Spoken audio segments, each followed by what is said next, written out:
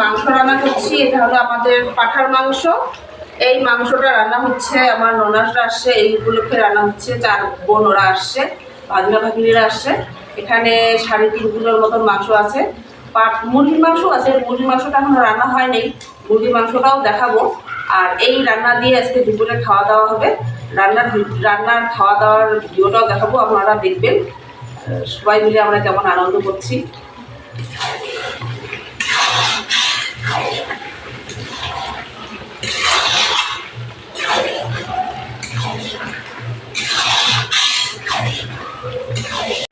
ওই এই মাছটা দেওয়া তারা সেই দিবে না।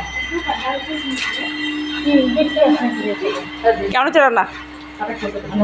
খুব সুন্দর রান্না হয়েছে, বাড়ি একটা সম্পূর্ণ পাইছে। আপনারা লাইক করবেন, এত কিছু থাকলে দিতে চাইলেই এত সুন্দর রান্না খাচ্ছি। কিছু দিতে চাই না।